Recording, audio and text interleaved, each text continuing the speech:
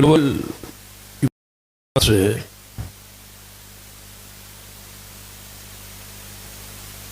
नबी रहमत सल्लल्लाहु अलैहि वसल्लम की शान, मुकाम, इज़्ज़त, अज़मत, रिफ़त और सीरत के हवाले से गुज़श्ता खुतबा में कुछ बातें बयान हो। अल्लाह ताला के यहाँ सबसे बड़ा मनसब जो है वो मनसब रिसालत है।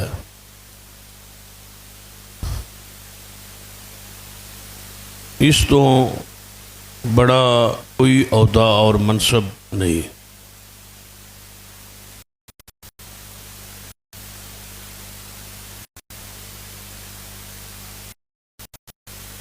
बाकी सारे ओहदे से कम है।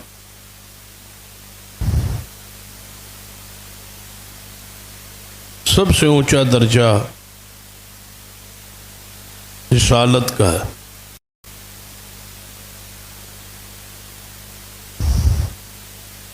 और रिसालत के लिए चुनना और इंतखाब अल्लाह का हक है। जिसको चाहे मुंतखब करे, जिसको चाहे रिसालत से नवाजे। बहुत सारे रसूल आए, लेकिन सबसे आखिर में जनाब मोहम्मद मुस्तफ़ा सल्लल्लाहु अलैहि वसल्लम तशरीफ़ ले आए। आप अल्लाह के रसूल हैं। इसी वास्ते कलमा तय्यबा अंदर सबसे बड़े ऊंचे मनसब का इकरार है कि मुहम्मदुर रसूलुल्लाह, मोहम्मद सल्लल्लाहु अलैहि वसल्लम अल्लाह के रसूल।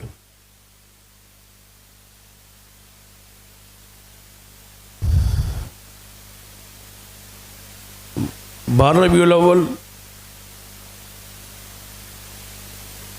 वो जो कुछ हमारे मुल्क में हुआ वो आपके इल्म में है। वो सब कुछ नबी अलैहिस्सलाम के साथ अकीदत, मोहब्बत, प्यार के इज़हार के लिए हुआ और इसी का बयान हो। ये अलग बात है कि प्यार का ये अंदाज़, मोहब्बत का ये अंदाज़ ना ही कुरान में है और ना ही अहादीस रसूल। लेकिन इसके बावजूद बास लोगों ने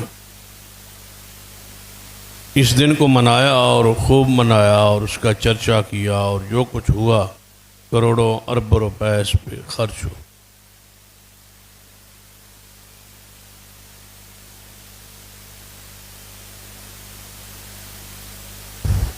नबी अलैहिस्सलाम की आमद को, तशरीफ़ आवरी को मरहबा कहा गया। बाज़ ने बुलाया, बाज़ ने मरहबा कहा कि आपकी आमद मरहबा है, आप तशरीफ़ ले आए। लेकिन हैरानगी इस बात पे है कि बुलाने के बाद और आज आने के बाद सारी कौम अपने आप में अपने कामों में मसरूफ़ हो गई है और रसूलुल्लाह सल्लल्लाहु अलैहि वसल्लम को बुला के, बिठा के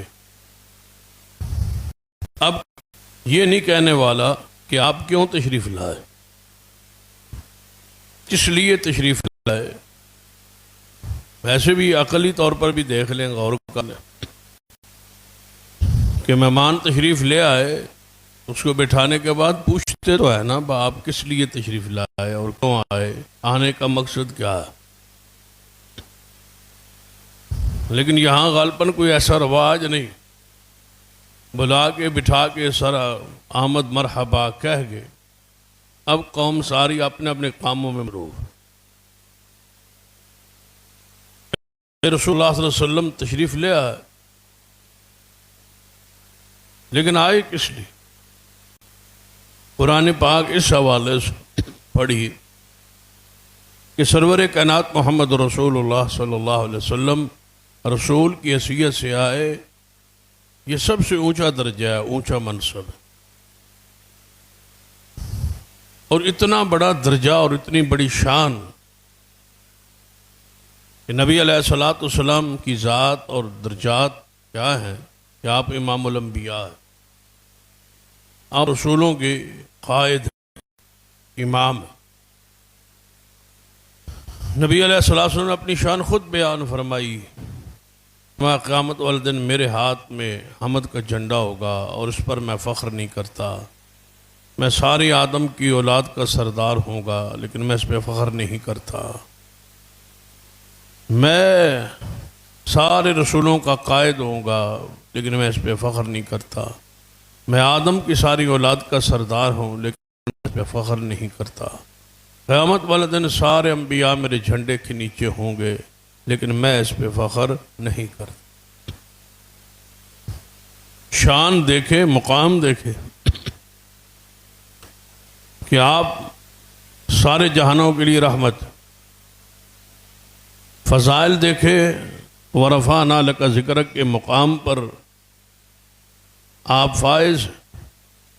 लेकिन काम देखे, जिम्मेदारी देखे, ड्यूटी देखे कि सबसे दर्जा ऊंचा है, सबसे शान ज्यादा है, लेकिन मिशन जिम्मेदारी क्या है, ड्यूटी क्या है। अगर शान सबसे ज्यादा है तो फिर जिम्मेदारी भी सबसे बड़ी हो। और जिम्मेदारी क्या है? कुरान पाक के अल्फाज फरमा रुसुलम मुबश्शिरीन व मुनज़िरीन लिअल्ला यकून लिन्नासि अलल्लाहि हुज्जा। अल्लाह ताला सारे रसूलों को इसलिए भेजता है कि जाके वो खुशखबरियाँ दें और लोगों को डराए, ताकि क़यामत वाले दिन सारे मखलूक पर अल्लाह की तरफ से हुज्जत कायम हो जाए। कोई बंदा ये न कह सकता मुझे तो डराने वाला, समझाने वाला कोई नहीं आया था, बल्कि क़यामत वाले दिन अल्लाह ताला की तरफ से पूछा जाएगा, अलम यातिकुम नज़ीर, तुम्हारे पास कोई नज़ीर नहीं आया था? अलम यातिकुम रसूलुम मिनकुम, क्या तुम्हारे पास अल्लाह की तरफ से रसूल नहीं आए? तुम्हारे पास कोई डराने वाला नहीं आया था? अल्लाह ताला का ये कानून ही नहीं है कि डराए बगैर, हुज्जत कायम किए बगैर किसी को अजाब दे। पहले हुज्जत कायम करता, रसूलों को भेजता है, नबियों को भेजता है, और वो नबी और रसूल जाके अपनी अपनी कौम को डराते हैं, समझाते हैं और आखिरत के हवाल सारा कुछ बयान करते हैं। नबी अलैहिस्सलातु वस्सलाम इतने ऊंचे दर्जे पर हो के काम क्या है, जिम्मेदारी क्या है कि आप अल्लाह के रसूल हैं, अल्लाह की तरफ से पैगंबर हैं, अल्लाह की तरफ से कासिद हैं, अल्लाह की तरफ से डराने वाले और डर सुनाने वाले और खुशखबरी और बशारत देने वाले, अल्लाह की तरफ दावत देने वाले, बुलाने वाले, जन्नत की तरफ बुलाने वाले और जहन्नम से डराने वाले हैं मोहम्मद मुस्तफ़ा सल्लल्लाहु अलैहि वसल्लम। ये आपकी जिम्मेदारी। जितना ऊंचा दर्जा है जिम्मेदारी भी उसी दर्जे की, जितनी शान है। अब आप देखें, ये डराना, ये कौम को समझाना, ये वाज करना, ये तबलीग करना, ये इल्म पढ़ना और पढ़ाना, ये खुतबे देना, सुनना सुनाना, ये तकारीर करना और वाज करना, कितना अजीम हस्तियों का काम। ये उनसे ऊंचा है ही कोई नहीं। और वो कौन है? अंबिया और रसूल। उनकी ये जिम्मेदारी, उनका ये काम है, उनका ये फरीज़ा है। कुरान पाक के अल्फाज वमा नुरसिलुल मुरसलीन इल्ला मुबश्शिरीन व मुनज़िरीन, कि हम सिर्फ रसूलों को भेजते ही इसलिए है, हमारे भेजने का मकसद ही एक है कि वो जाके खुशखबरियाँ दें और जहन्नम से लोगों को डराए। अंबिया के आने का मकसद ही है। तो क्या ये जिम्मेदारी सरवर कायनात मोहम्मद रसूलुल्लाह सल्लल्लाहु अलैहि वसल्लम ने पूरी नहीं की? आपने पूरी की। आगे ये ड्यूटी और जिम्मेदारी ये हम पे छोड़ गए, उम्मत पे, सहाबा किराम पे, सहाबा किराम ताबीन पर, ताबीन तबा ताबीन पर, ये जारी है और आज तक है और ये क़यामत तक जारी रहे। अंबिया की ये जिम्मेदारी वमा अरसलनाका इल्ला काफ़तल लिन्नास बशीरन व नज़ीरा। यानी एक बात मैं आपको समझाने की कोशिश कर रहा हूँ कि सबसे ऊंचा दर्जा रसूल रिसालत का है और सबसे बड़ी जिम्मेदारी जो रसूलों को दी गई है, इतनी शान वालों को ड्यूटी क्या है कि लोगों को वाज करें, दावत। ये कितना बड़ा काम हो, ये कितनी बड़ी फजीलत हो। ये प्रोग्राम्स, ये जलसे, ये दावत, ये प्रोग्राम, ये तबलीगी प्रोग्राम, ये दुरूस, ये खुतबात, आज उलमा और असासा और वाइज़ीन और खुतबा की जिम्मेदारी। लेकिन बुनियादी तौर पर अल्लाह ने सबसे बड़े ओहदे रिसालत को लिए जिनको चुना, अल्लाह ने ये ड्यूटी और जिम्मेदारी उनकी लगाई। जिम्मेदारी को उनकी तरफ से मिलने वाले जो मकाम और दर्जा है और जिम्मेदारी है, जो ड्यूटी है, उसको आज खुतबा और उलमा संभाले बैठे। बुनियादी तौर पर यह जिम्मेदारी रसूलों की, रसूलों के बाद इस उम्मत के उलमा को ये नसीब हुई। ये गौर करें कि रसूलुल्लाह तो आए, लेकिन आए किस लिए? 23 साल का अरसा है मोहम्मद मुस्तफ़ा सल्लल्लाहु अलैहि वसल्लम की नबूवत का और वास का, तबलीग का। उस 23 सालों को पढ़े कि नबी अलैहिस्सलाम ने क्या किया। जिसके लिए आए थे उसको समझे। हाँ तो गए, आए तो 1450 साल हो गए। कौम को अभी सिर्फ ये इसी की फिक्र है कि आप तशरीफ ले आए, इसी पर खुशी है, इसी पर कूद रही है, इसी पर नाच रही है, इसी पर कुमकमे और लाइटें और रोशनियां और गलियां सजा रही है कि हजूर तशरीफ ले आए। भाई वो आए भी सही और आके तशरीफ भी ले।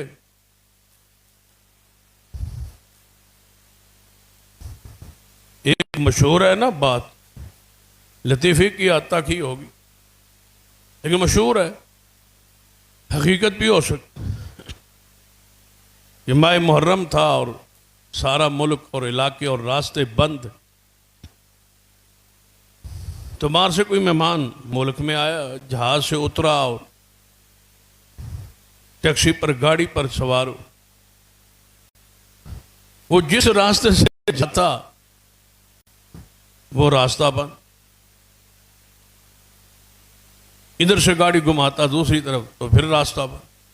वो हैरान हुआ, परेशान हुआ कि मुल्क के बारे में बहुत कुछ सुना था और देखने के लिए मैं आ गया हूं, जिस तरफ जाता हूं रास्ते ही बंद। तो उसने पूछ लिया अपनी उस गाड़ी के ड्राइवर से कि रास्ते क्यों बंद। उसने कहा कि मुहर्रम उल हराम का महीना है। वो बड़ा हैरान हुआ, कहता मुहर्रम उल हराम का महीना है तो रास्ते क्यों बंद। ये तो समझ आ गई कि महीना मुहर्रम का है, लेकिन रास्ते का बंद होना ये समझ नहीं आ। पूछने वाला वो चौंके, काफिर था, गैर मुस्लिम था।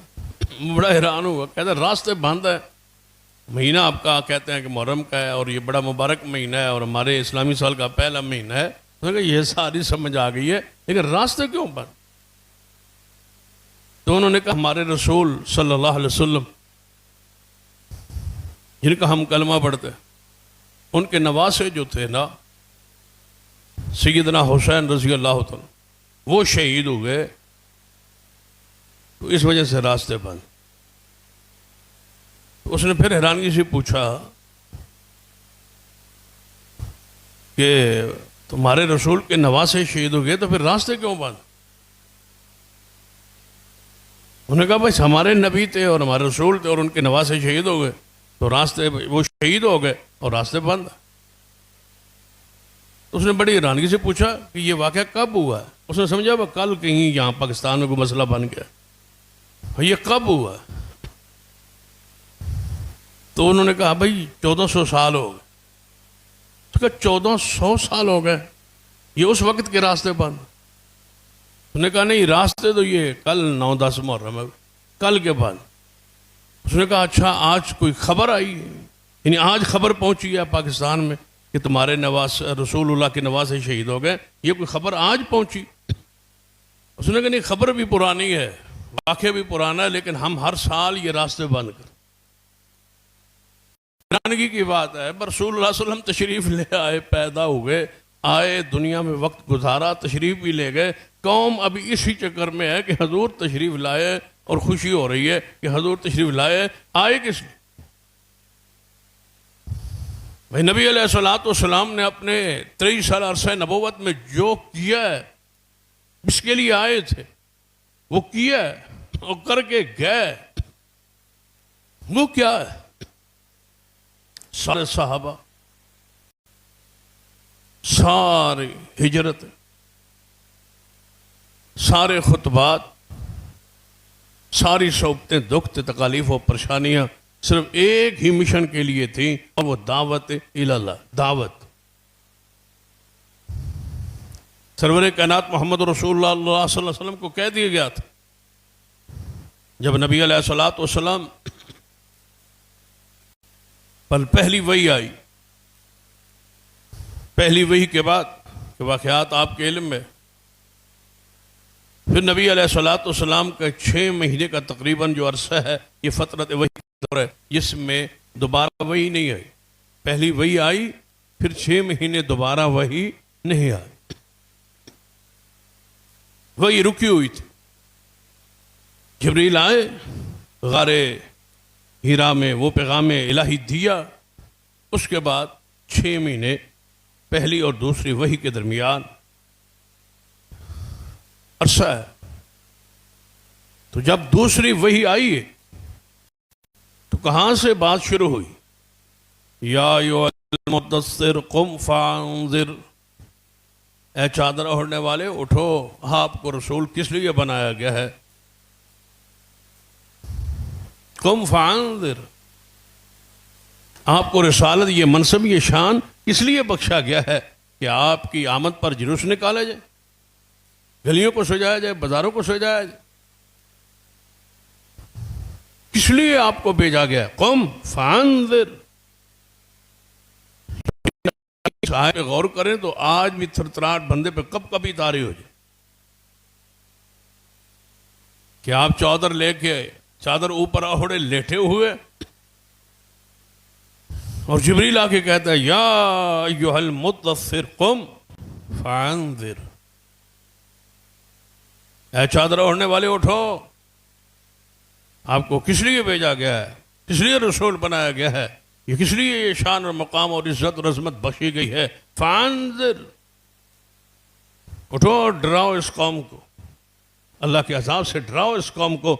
आपको वास के लिए, दावत के लिए भेजा गया है, जिस काम के लिए आपको भेजा गया है, उठिए और शुरू कीजिए। फिर उसके बाद आप रसूलुल्लाह सल्लल्लाहु अलैहि वसल्लम की सारी जिंदगी में बस वास तबलीग ही देखें, सब्र हो या हाज़िर हो, खुशी हो या गमी हो, जहां भी कोई बंदा देखा है नबी अलैहिस्सलाम वाद और नसीहत पर, उसको दावत पर दावत पेश कर। या अल्लाह कहां से शुरू करो? हुक्म तो आ गया, फांजिर, डराओ, वाज करो, तबलीग करो, कहां से करो, कहां से आगाज करो? फरमाया अंदिर अशीरतकल अक़रबीन, अपने रिश्तेदारों को डराओ, अपने रिश्तेदारों से, अपने घर से, अपने कबीले से, अपने कौम से, खानदान से शुरू करो। फिर नबी अलैहिस्सलाम ने दावत का वो इंतजाम इंतजाम, जिसमें अबू लहब की गुस्ताखी और तौहीन का सिलसिला, पहाड़ियों पे खड़े होकर रसूल बुलाते हैं, सारी कौम कबीले इकट्ठे होते हैं और आप वास और नसीहत कर। भाई जो मकसद है मोहम्मद मुस्तफ़ा सल्लल्लाहु अलैहि वसल्लम की तशरीफ लाने का, वो क्या है? किस लिए तशरीफ ले आए? आपकी जिम्मेदारी पे कुरान की आयत मुबारका पे गौर कीजिए। या अय्युहर रसूल बल्लिग मा उनज़िला इलैका मिन रब्बिक, ए रसूल सल्लल्लाहु अलैहि वसल्लम, सारी शान इसी लफ्ज़ रसूल में। मैं कहा करता हूँ सिर्फ मोहम्मद मुस्तफ़ा सल्लल्लाहु अलैहि वसल्लम को जब रसूल कह दिया, गोया सारे शाने और सारे ज़माने की जो शाने हैं वो इस जुमले में मौजूद हैं। सारी खूबियाँ क्यों हैं कि आप अल्लाह के रसूल हैं सल्लल्लाहु अलैहि वसल्लम। इससे ऊंचा दर्जा मनसब कोई नहीं। कोई होता तो कलमा तैयबा में उस जुमले का जिक्र होता, मोहम्मद रसूलुल्लाह का जिक्र क्यों है कि सबसे ऊंचा दर्जा रिसालत का है, लफ्ज़ रसूल। सारी खूबियां खुद इसके अंदर दाखिल और शामिल है। मुबशिर क्यों है कि रसूल है, नज़ीर क्यों है कि रसूल हैं, दाई अल्लाह क्यों है कि रसूल है, सिराज मुनीरा क्यों है कि रसूल है, साहिब खुल्क अज़ीम क्यों है कि अल्लाह के रसूल है। सारी शान लफ्ज़ रिसालत, लफ्ज़ रसूल, मनसब रसूल, मकाम रसूल में मौजूद। इस आयत से बड़ी वाज़े और आयत कौन सी हो सकती है? या अय्युहर रसूल, ए मेरे रसूल। कौन? जनाब मोहम्मद सल्लल्लाहु अलैहि वसल्लम। बल्लिग मा उन्ज़िला इलैका मिन रब्बिक, जो कुछ अल्लाह की तरफ से आप पर नाजिल हुआ जरा उसको बयान करो, पहुंचाओ आगे। पहुंचाना आपकी जिम्मेदारी है, इसके लिए भेजेगा। वगरना नबी अलैहिस्सलातु वस्सलाम वक्त जुलूस वाला मामला होता तो अल्लाह की कसम मक्के में कोई काफिर भी ना होता जो पीछे रहता।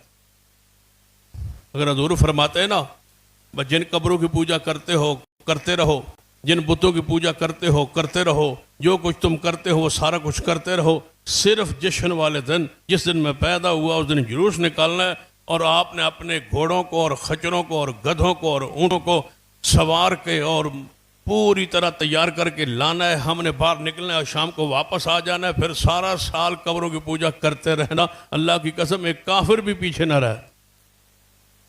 वो तो कहते थे मोहम्मद मुस्तफ़ा को कि आप सादिक भी हैं, अमीन भी हैं और प्यारे भी हैं और सच्चे भी हैं, मानते हैं आपके पास हैं, आप जैसा हुसैन और जमील कोई नहीं। उनको विलादत मनाने पर क्या एतराज? बल्कि अबू लहब के बारे में वो तज़किरा हुआ था कि उसने लौंडी आज़ाद की थी। चलो वो भी सारा कुछ मान लिया जाए, वो रवायात मान ली जाए, तो इसका मतलब है कि विलादत की खुशी पर या लौंडी आज़ाद करने पर तो इतराज नहीं था, बल्कि वो साथ। मामला तो है अगली मामले का जिसके लिए रसूलुल्लाह तशरीफ लाए। जब वो बयान हुआ तो इख्तिलाफ तो इस बात पर है, और आज भी इख्तिलाफ वो कि जिस कौम ने रसूलुल्लाह की विलादत को, जश्न को मनाया है, उस कौम से बड़ा कब्र का पुजारी अल्लाह की जमीन पे कौन हो सकता? सारी तारीख पढ़ लीजिए, रसूलुल्लाह सल्लल्लाहु अलैहि वसल्लम से लेकर आज तक हजूर से पहले के जमाने पढ़ लीजिए।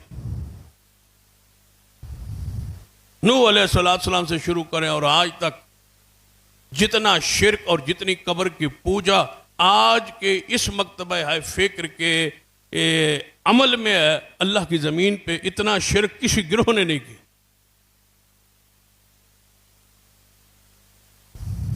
यहूद नसारा काफिर तो हैं ही हैं, मुशरिक भी है, शिर्क भी करते थे, लेकिन वो बदनाम सिर्फ कुफर की वजह से हो गए कि रसूलुल्लाह की रिसालत पर ईमान नहीं लाए।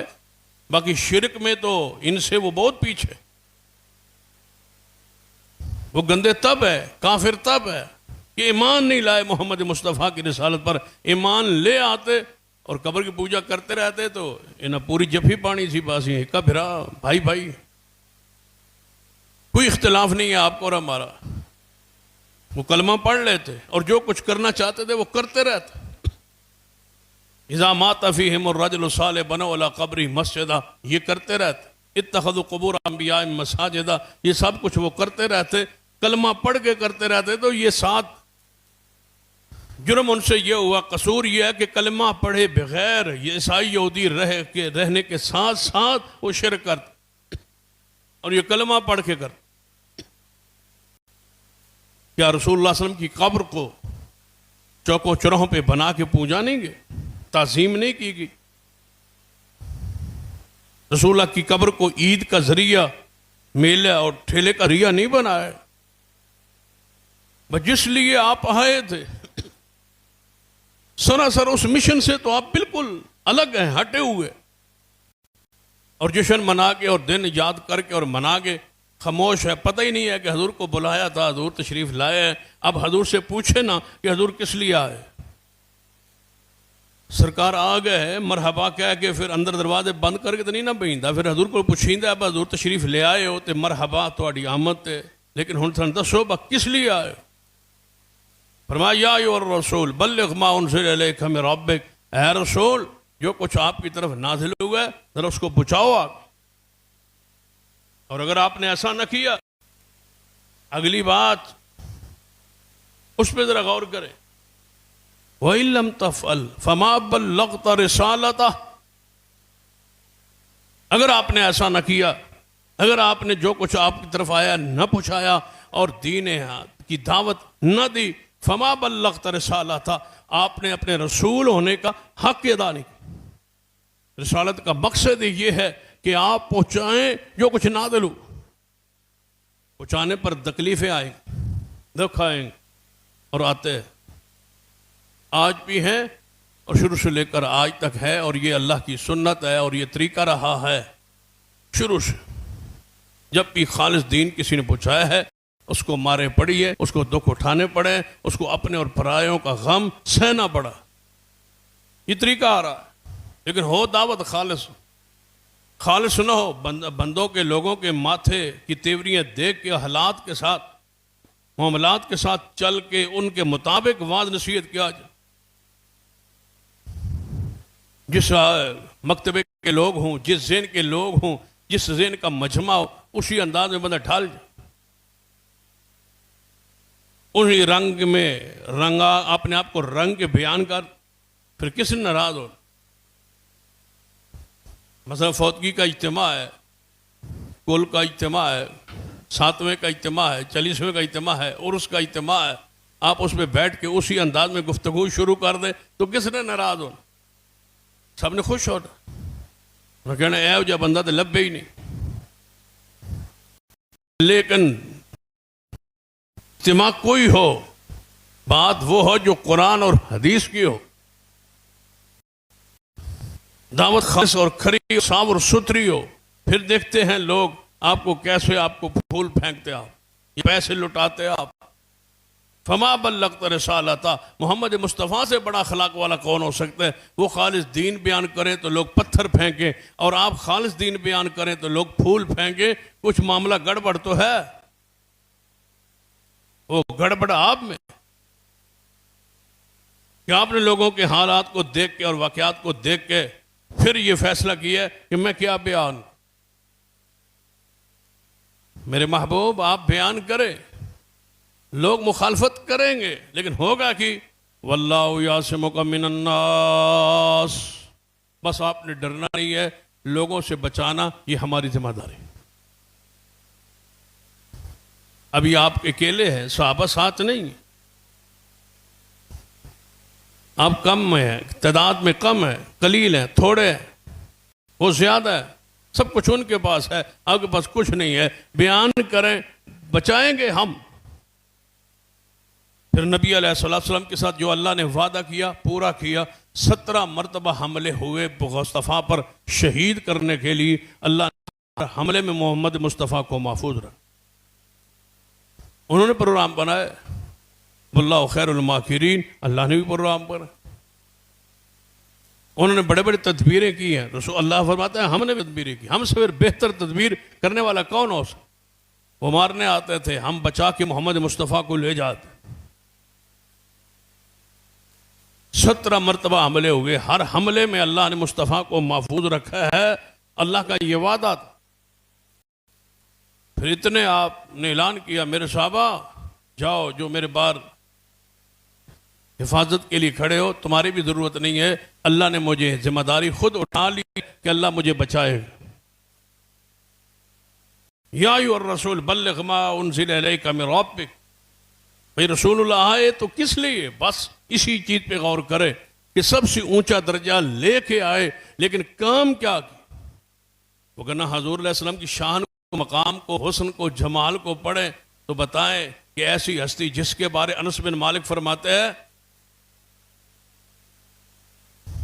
अनस बिन मालिक रजी अल्लाह तआला फरमाते, मैं रसूलुल्लाह सल्लल्लाहु अलैहि वसल्लम के हाथ को पे हाथ रखा तो अल्लाह की कसम इतना कोई रेशम नरम नहीं जितनी मोहम्मद मुस्तफ़ा की हथेली नरम थी।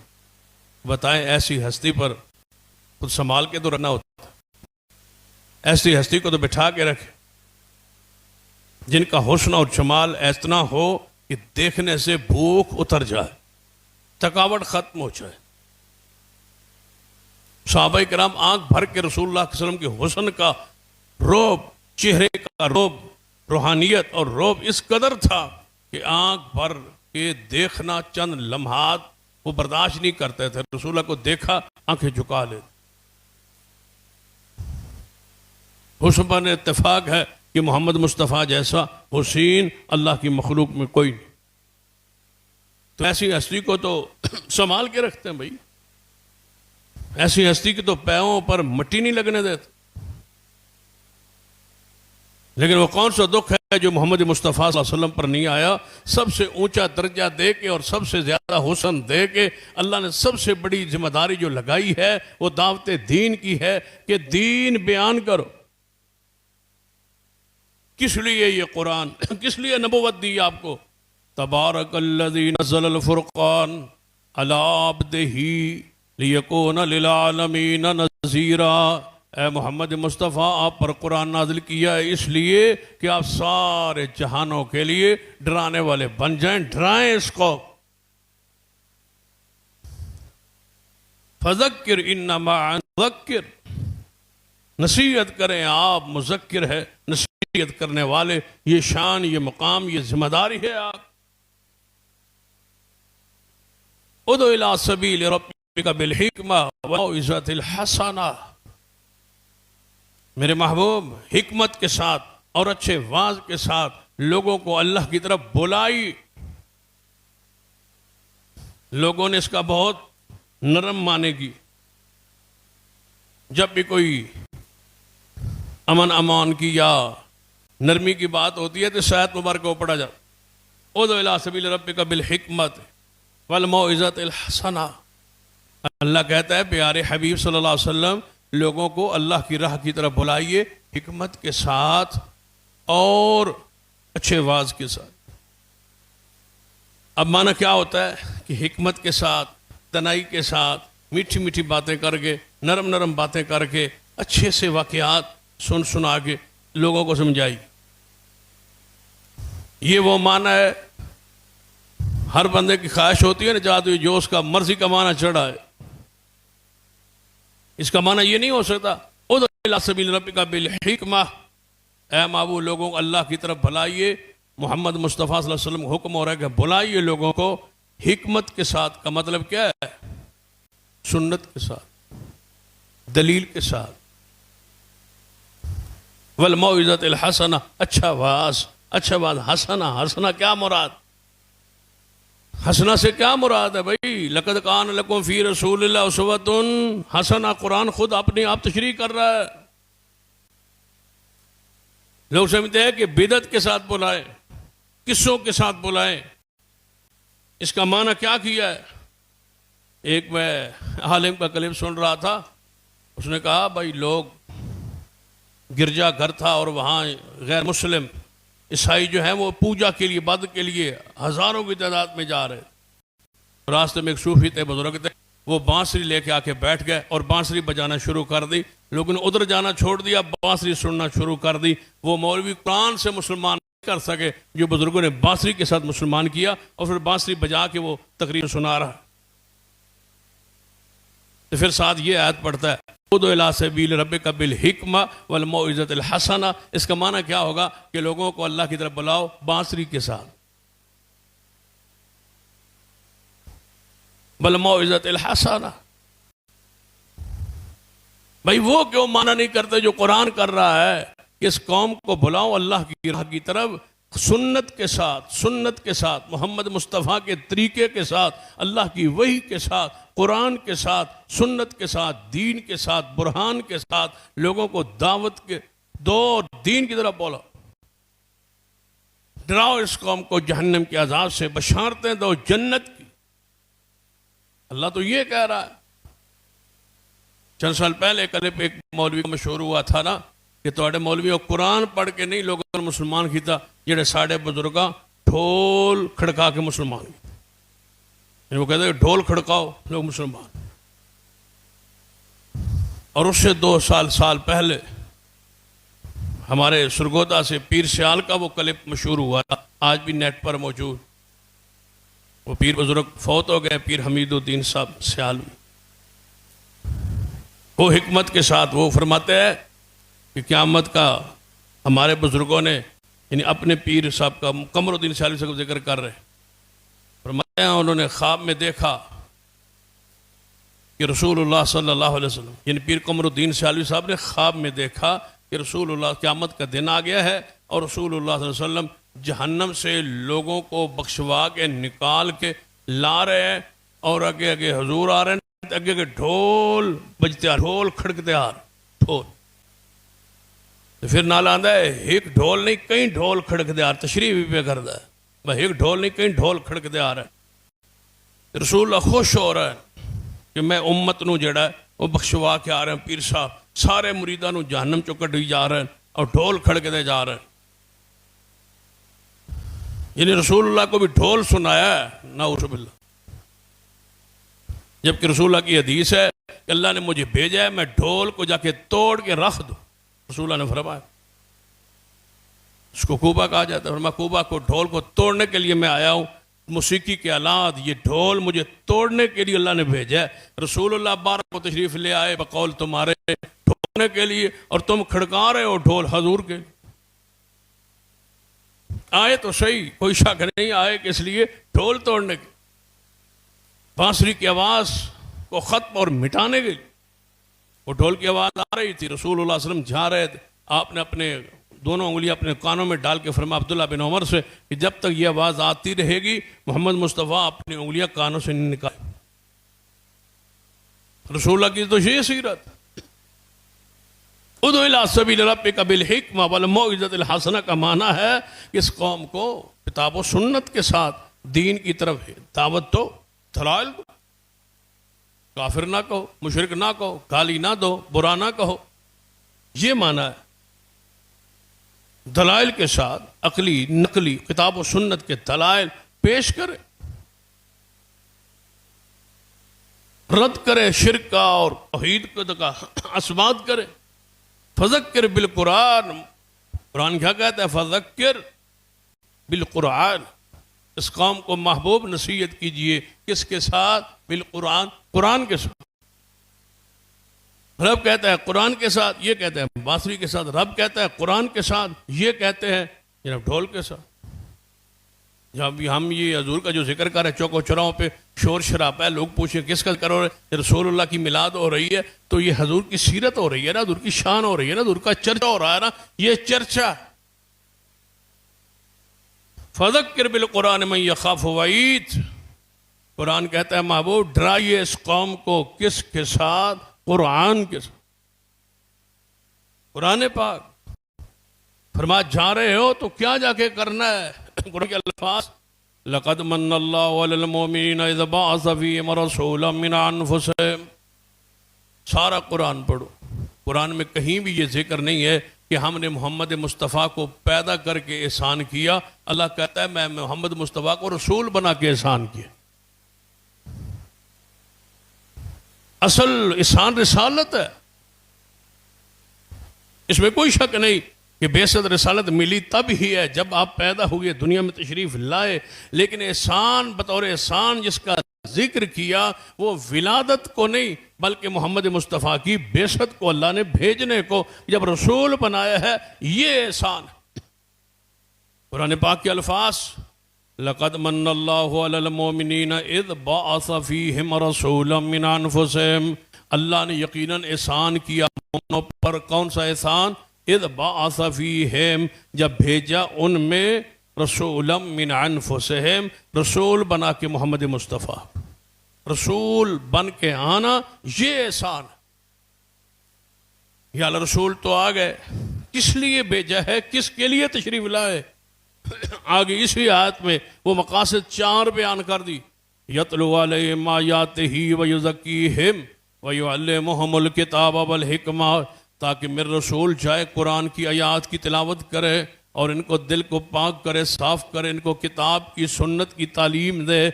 व इन कानू मिन क़ब्ल लफ़ी ज़लाल मुबीन, आपकी आमद से पहले वो सारे खुली गुमराही में थे, हमने मोहम्मद मुस्तफ़ा को भेज के उस गुमराही से निकालना चाहा।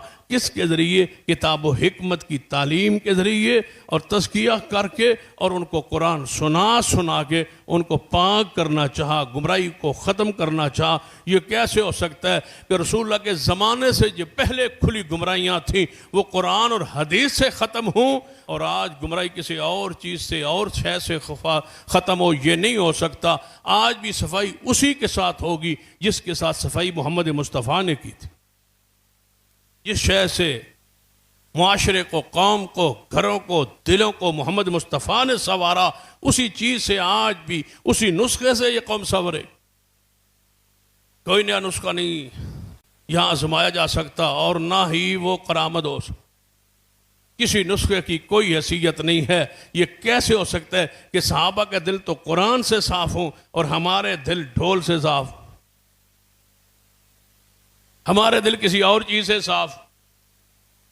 कुल हाज़िही सबीली, फरमा दीजिए प्यारे हबीब जनाब मोहम्मद सल्लल्लाहु अलैहि वसल्लम, हाज़िही सबीली, ये मेरा रास्ता। कौन सा मेरा रास्ता है? हाज़िही सबीली अदू इलल्लाह, ये मेरा रास्ता है। अला बसीरतिन आना व मन इत्तबाअनी, मेरा भी और मेरे मानने वालों का भी यही रास्ता है, बसीरत पर, दलाइल पर। यही रास्ता है कि हम अल्लाह की तरफ बुलाएं दलील पर। यही मेरे रास्ता। कुरान पाक ने क्या कहा? हदीस पाक साथ मिलाइए। मेरे तुम्हारे पीरो मुर्शिद जनाब मोहम्मद मुस्तफ़ा सल्लल्लाहु अलैहि वसल्लम ने फरमाया, बंदे के दिल की कैफियत 3 किस्म की ज़मीन होती है। जिस तरह ज़मीन 3 किस्म की होती है, बंदे के दिल भी 3 किस्म। बस आपने आज ये फैसला करना है खुतबा जुमा में कि आपका दिल किस पोजीशन में है। रसूलुल्लाह ने बयान किया है, हदीस है कि जिस तरह ज़मीन की 3 किस्म की ज़मीन होती है ना, बंदे के दिल की कैफियत भी वही। एक ज़मीन होती है ज़रखेज़, मीठी, उस पर बारिश बरसती है, वो पानी अपने अंदर जज़ब कर लेती है और फसल देती। एक दिल ये है, उस पर कुरान बरसता है, कुरान की बारिश बरसती है, कुरान की शिफा बरसती है, कुरान की तरफ से हदायत बरसती है, कुरान की तरफ से बरक़ात। कुरान वो सुनता है, वो पढ़ता है, उसका आंखें रोती हैं, दिल उसका डर जाता है और वो उस हक को कबूल करता। दूसरी ज़मीन होती है पथरीली। फरमाया उस पर बारिश बरसती है तो वो कहीं ना कहीं पानी वो जज़ब नहीं करता, लेकिन पानी उस पर बह के किसी न किसी नदी, नाले, तालाब में नीचे वाली जगह पर जाके इकट्ठा हो जाता है, जिससे लोग पानी पीते हैं, जानवर पानी पीते हैं। या आगे ज़मीन को उससे पानी सटोर करके जमा करके डैम बना के, कोई झील बना के पानी आगे दिया जाता। ये भी फ़ायदेमंद है। अपनी जो भी कैफियत है, लोगों को फ़ायदा पहुँच रहा, खैर पहुँच रही, लोगों को फ़ायदा हो रहा है, लोग अपनी प्यास बुझा रहे, पानी पी रहे, ले रहे, जानवर पी रहे हैं, ज़माना उससे खैर पा रहा। ये दूसरा किस्म। तीसरी ज़मीन है वो बंजर, वो कलर वाली, वो शोर वाली, बसती रहती है, ना पानी अंदर जज़ब होता है और उससे कोई वो कड़वाहट, ना कोई उससे जानवर पानी पीता है। बंदों के लिए भी कीचड़ ही है, जो बंदा उससे गुजरता है वही छींटे उस पर पड़ रहे हैं और गिर रहा है, फिसलन बनी हुई है। यही हालत है उस बदबख्त इंसान की जिसके दिल की ये कफी। कुरान असर नहीं करता, दीन असर नहीं करता, सुन्नत असर नहीं करती, शरीयत असर नहीं करती। कुरान पढ़ते जाए, हदीस पढ़ते जाए, वो पढ़ता जाए, सुनता जाए, उस पर असर, उसका यही काम है। बस बंजर है वो, कलर वाला दिल है, शोर वाला दिल है, स्याह दिल है, बदसमीरा इंसान है। बस उसका दिल पत्थर हो चुका, पत्थर से भी आगे बढ़ चुका है, कलर और स्याह हो चुका है। कुछ काले पत्थर होते हैं, स्याह पत्थर होते हैं, जिसकी कोई कैफियत, जिसकी कोई हालत। नमाज पढ़ता है, असर नहीं करता, कुरान सुनता है, असर नहीं करता, तिलावत करता है, असर नहीं करता, तिलावत सुनता है, असर नहीं करता, सब कुछ करता है, असर ही को नहीं होता। वही गुनाह, वही गीबत, वही चुगली, वही फाशी, वही बेहयाई, वही बदकिरदारी, वही ज़बान की बवासीर। मैं कहा करता हूँ, एक तो बवासीर होती है ना, दूसरी बवासीर बंदे को जबान की होती। सबसे बुरी बवासीर जबान की है। जब ये लग जाए बंदा चुप नहीं कर, उससे गंद निकलता रहता है, पीप निकलती रहती है, गंद मुंह से निकलता ही रहता है, गिरता ही रहता है। लोग आसपास बैठ के बदबू और उकताहट महसूस करते रहते हैं, लेकिन उससे गंद निकलता रहा, नीचे गिर रहा है गंद। गिबत क्या है? पीप है, गंद, गुनाह है, वो गोश्त है भाई, वो निकल रहा है। आसपास बंदे जो बैठे हैं वो मुतमईन नहीं है, वो राजी नहीं है, वो खुश नहीं है, वो बदबू महसूस कर रहे हैं, लेकिन वो खुश हो रहे हैं कि इसके मुंह से चलो पीप जब तक नहीं निकलेगी इनू सुकून नहीं आना, इन्हें चुप नहीं करना, इनू राती नींद नहीं, इनू गंद कड्ढण दो थोड़ा जा, यदि पीप बाहर आन दो, पीप बाहर आएगी तो सुकून आए। क्यों? जब तक फोड़े में पीप हो राती सुकून आंदा, चीखता है बंदा, चिल्लांदा है, तो जदों वो पीप निकले फिर बंदा सुख दा सौंदा। ये जी पीप है ना मुंह वाली, ये जो निकले नहीं बंदे नींद नहीं आ। ये मुंह का गंद है, बवासीर है, दिल का गुबार है, दिल का उबाल है। ये 3 किस्म की जमीन है जिसको मोहम्मद मुस्तफ़ा ने बयान किया है। फैसला आपने करना है कि आपकी जमीन किस लेवल की है, किस तरह की है।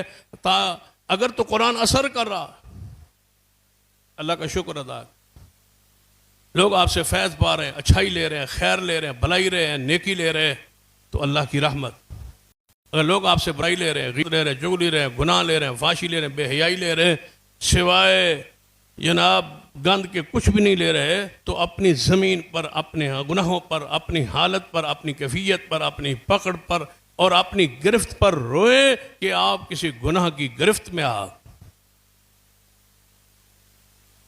सरवर कायनात मोहम्मद रसूलुल्लाह सल्लल्लाहु अलैहि वसल्लम की सीरत को पढ़ें इस हवाले से कि आप दाई की हैसियत से थे। कुरान ने आपको ये एजाज़ बख्शा है, शान बख्शी है।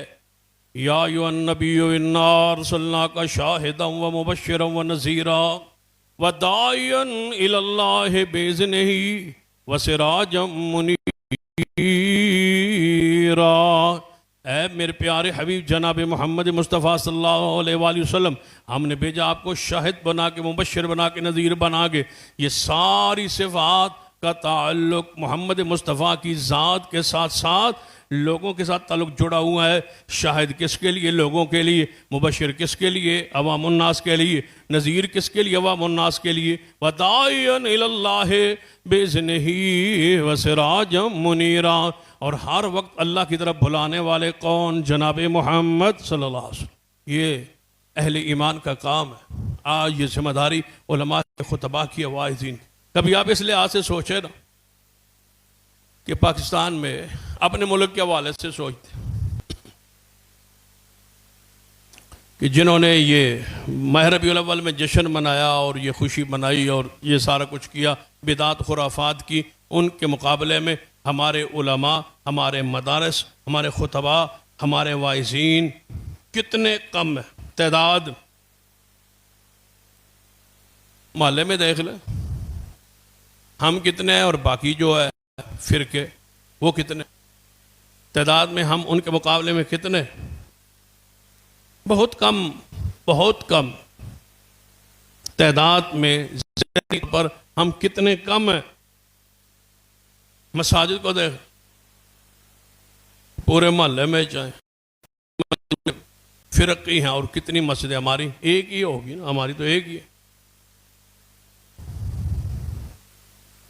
मोहल्ले की सतह पर ये बात कह रहा हूँ, फिर इसको शहर की सतह पर समझे, फिर इसको सूबे की सतह पर, फिर मुल्क की सतह पर, फिर दुनिया की सतह पर। पहले यहाँ से शुरू होना कि हम मसाजिद के लिहाज से, दारस के लिहाज से, तादाद के लिहाज से दूसरे फिरकों के मुकाबले में हम कितने कम। इस कमी को, इस तादाद को देख के फिर फैसला करें कि 12 रबीउल अव्वल के जश्न में और जुलूस में आबादी के लिहाज से जितने मोहल्ले में लोग रहते हैं उनमें से कितने बार थे, कितने बार लोग। मैं समझता हूं जितने मोहल्ले में दीगर फिरकों के मुकाबले में हमारी तादाद जितनी कम है, उससे भी की तादाद के मुकाबले में बाहर में निकलने वाले उससे भी कम थे। यानी हमारी जो तादाद है ना पूरे मोहल्ले में, फिर पूरे शहर में, पूरे सूबे में, पूरे मुल्क में, उससे भी कम उसी मकतबा हाय फिक्र के लोग अगर 100 हैं तो बाहर निकलने वाले 4%, 5%, 10% से ज्यादा से ज्यादा आप कह लें 10% लोग बाहर निकले होंगे। 90% लोग बाहर नहीं निकलते। वजह अब गौर करें कि हमारी दावत में अल्लाह ने कितनी खैर रखी, हमारी दावत में कितनी कुव्वत और ताकत और बसीरत और हिकमत और दलाइल हैं कि दुनिया उनकी तादाद में अक्सरियत के बावजूद, उनके साथ मुंसलिक होने के बावजूद, उनके इस मसले से, इस जश्न से 10% उन्हीं के लोग उनसे मुतमईन नहीं। मुतमईन होते तो सारे निकलते, और सारे अगर निकल खड़े हों, फिर जरा गौर करें, अगर सारे निकल खड़े हों, एक बंदा भी घर में ना रहे तो फिर बाहर रोड की जश्न की सूरत क्या हो? सिर्फ हम रह जाएं बाकी सारे निकल खड़े हो, सिर्फ हमारे घर रह जाएं बाकी सारे निकल खड़े हो, मर्द भी, औरतें भी, बच्चे भी सारे खड़े हो जाएं, बाहर निकल आए, फिर कैफियत क्या हो? इसका मतलब है उनके अपने गिरोह का 10% से ज्यादा उन पर बंदे मुतमईन नहीं है।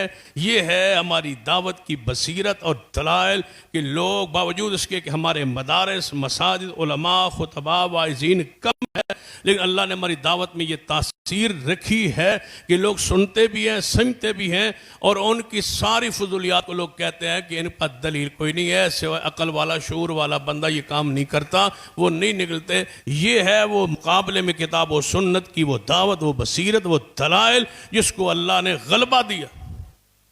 हम गालिब न सही, लेकिन हमारे मसलक के दलाइल गालिब हैं पूरी दुनिया। हर सी बंदा गौर करता है, सोचता है यार जो ये कह रहे हैं ये ठीक है, जो वो कह रहे हैं नहीं ठीक।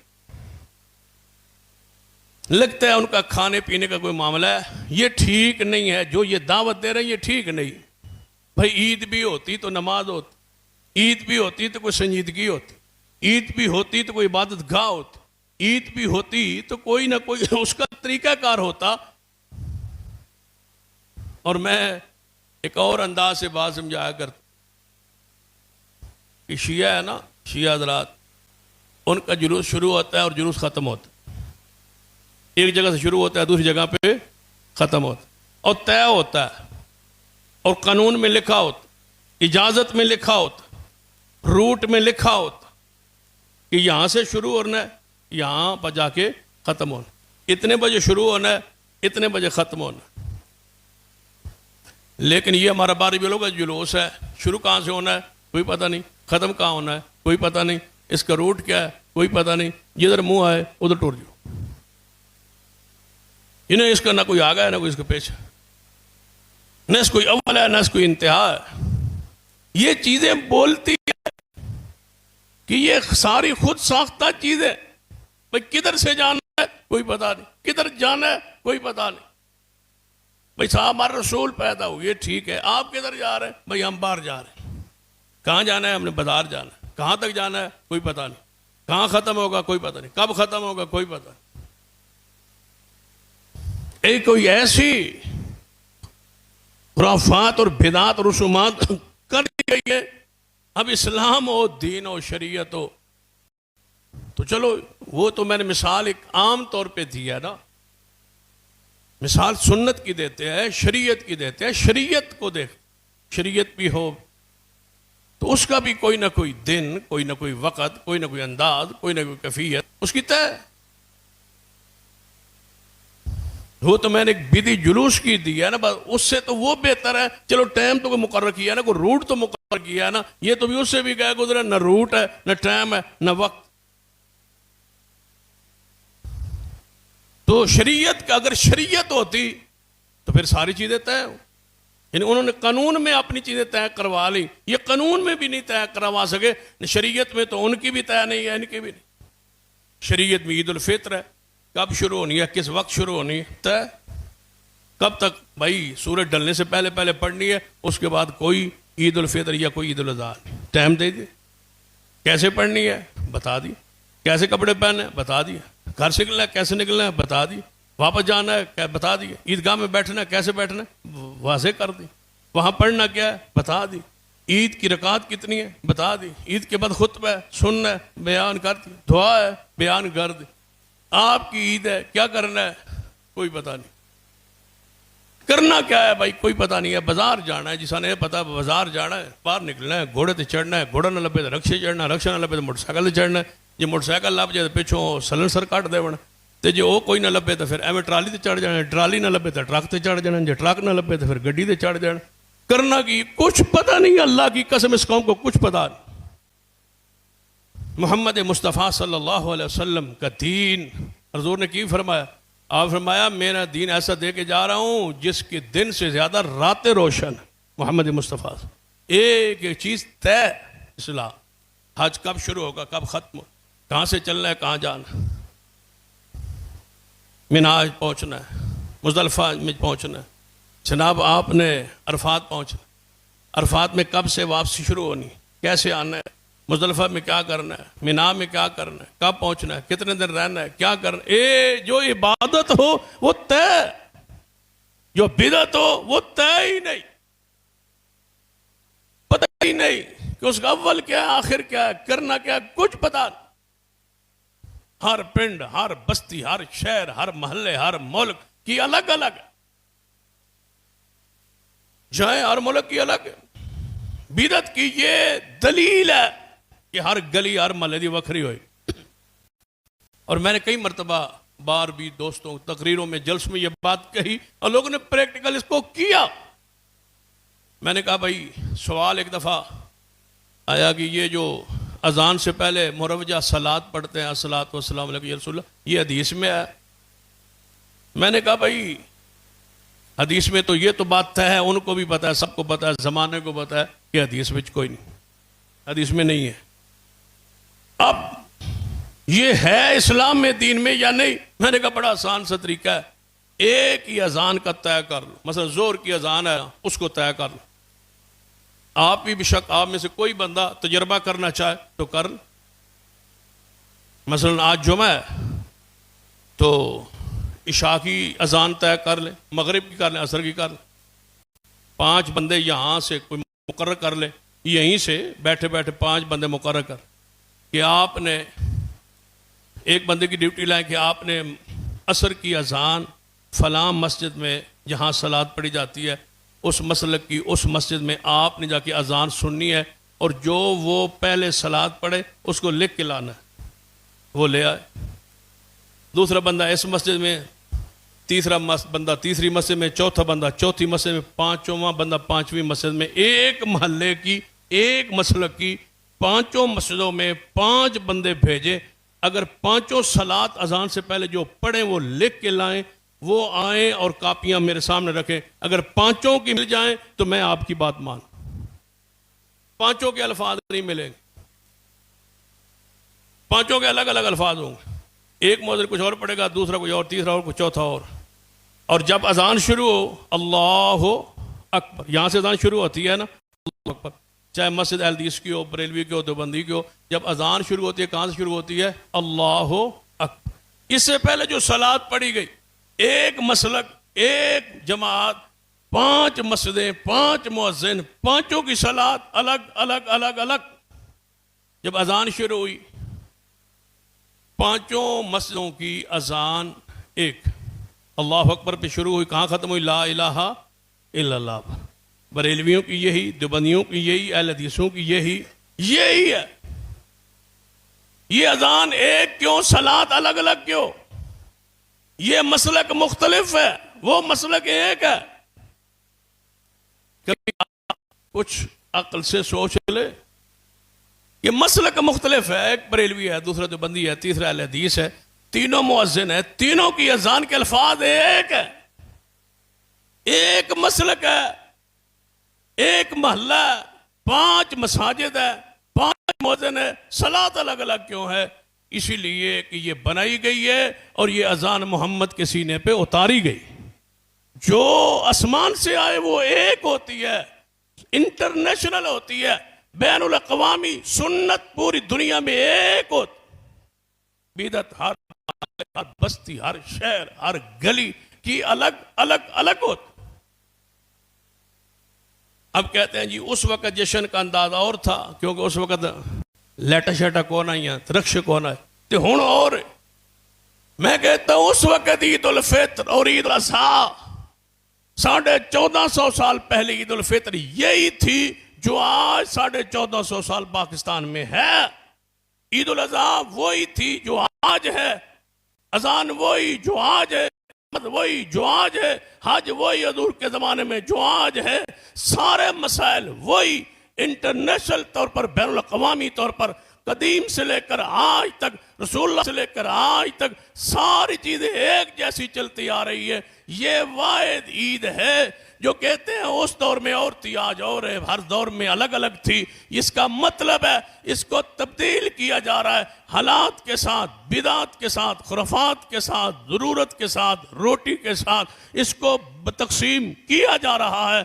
जो बिदत हो वो अलग हुआ करती है, जो सुन्नत हो पूरी दुनिया में एक। अगर इस तरह समझ नहीं आई, आसान लफ्जों में समझाता हूं, हम तशहुद, आखिरी तशहुद में क्या पढ़ते हैं? दुरूद पढ़ते हैं ना, अल्लाहुम्मा सल्ली अला मुहम्मद व अला आलम। यही यहाँ अमेरिका में जाएं, वो अंग्रेज जो अंग्रेजी बोलते हैं मुसलमान, लेकिन अंग्रेजी में दुरूद नहीं पढ़ते। दुरूद किस में पढ़ते हैं? नमाज में और अभी में। यही अल्लाहुम्मा सल्ली अला मुहम्मद, अहले अरब भी यही, अहले अजम भी यही।